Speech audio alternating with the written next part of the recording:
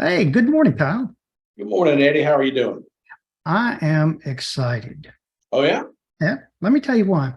Last week, I had an insurance agent call me up wanting to know about buy-sell agreements. Okay. And uh, and I got to thinking, I know that you are the master of at least the understanding buy-sell agreements and how to actually give, if you'll pardon the expression, peace of mind to small business owners, not necessarily insurance agents, but I just happen to be talking about insurance agents and by the way, any insurance agents who actually represent your company could actually present this in a very knowledgeable way to their clients. So I made a little list. So here we go. If you'll mind, just off the top of your head, answer the questions. You ready? I'll do the best I can. Let's go. Can you explain what a buy-sell agreement is and why it's important for business owners to have one in place? Well, Eddie, a buy-sell agreement, it's very important because it's kind of like it's the will for the business. So let's keep our example kind of simple. Let's say we have two business owners, they're in business together, and they're buying and selling widgets. One business owner, one partner is building the widgets, one is selling the widgets. The buy-sell agreement dictates what will happen to this business if one of them were to pass away unexpectedly.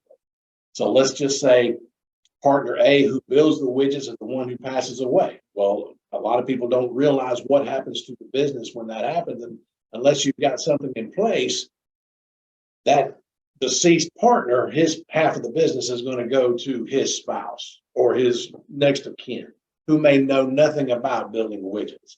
So the buy-sell agreement puts a document in place and funding in place so that the surviving partner can buy that family out of the business. Perfect. That's my understanding too. All right, question number two. What are some common misconceptions that business owners have about buy-sell agreements, and how do you address those? Well, many times a buy-sell agreement, the document itself is created by an attorney.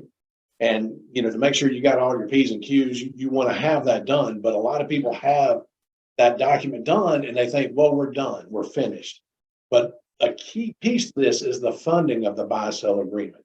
In other words, if you don't have a life insurance policy there to fund it, then those proceeds to buy the deceased partner's family out of the business has to come out of the business.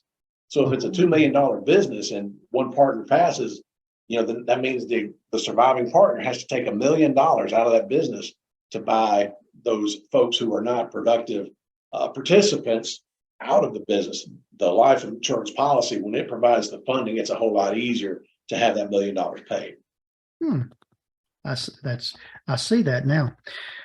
What are some key components of a well-written buy-sell agreement, and how do you work with clients to ensure that their agreements are comprehensive and effective? Well, key components of the buy-sell agreement is you want to have a valuation done. We need to know, what does this business worth? And if we're going to divide it into what happens, who's going to get paid what. Valuation should be done on every 3 to 5 year basis. We at Millennium Brokerage have carriers who will give ballpark valuations free of charge. So that's how you go about it. I would say the valuation and how often are we going to review are components of that buy-sell agreement. Now, the more partners you have, the more complex the situation could become. In other words, are the partners going to actually own the policies themselves on each other, or is the business going to own these policies? So those are things that need to be outlined in that buy-sell agreement as far as, just immediate things off the top of my head. Not being the attorney, an attorney can probably uncover other things that need to be in there as well. What difference would it make if the owners own the policies or if the business own the policies? Well, taxes come into play. And of course, I'm not a tax attorney. You don't have your accountant take a look at those and work with the attorney to decide how you want to have that structured. But, if the business owns it, those proceeds come to the business then pays for whatever proceeds get paid out. versus an individual receiving those benefits and having to pay those personally out of that. Just depending on how that business is structured, that's going to determine how you want the buy-sell structure. I see. And again, that now you're bringing in probably an accountant in addition to an attorney who can. And nothing wrong with having all these heads sitting down at the table. That way you make sure you get your funding done properly as well as the buy-sell document. Okay, well, last question. Good. How often should business owners review and update their buy-sell agreements? And what factors should they consider when making updates? Well, I mean, in America, when we own a business, the goal of the business is to grow, right? I mean, we don't go into business to stay stagnant. We go into business to excel and thrive. So every 3 to 5 years, as I mentioned before, we want to have evaluation done on that. And then we want to take a look at some products that, I mean, there's some products out there that will give you an automatic bump in your death benefits with no underwriting in certain time periods, just to satisfy the need. I mean, this buy-sell agreement and the life policy is a breathing, living document. So as the business is growing, that policy needs to grow as well, and we need to stay on top of that. And far too many times people will buy a life insurance policy and think, okay, I've done my due diligence, put it in the safe box, we're done.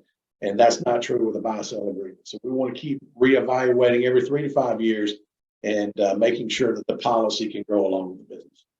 You give no obligation consultations? I certainly do. All right. Well, if somebody wants to talk to you about this and they'll have more questions, how do they contact you? Well, you can email me at Millennium. Millennium Brokerage is who I work for, and my email address is kpeace@mbgnow.com. You can also phone or text me at 770-598-8063.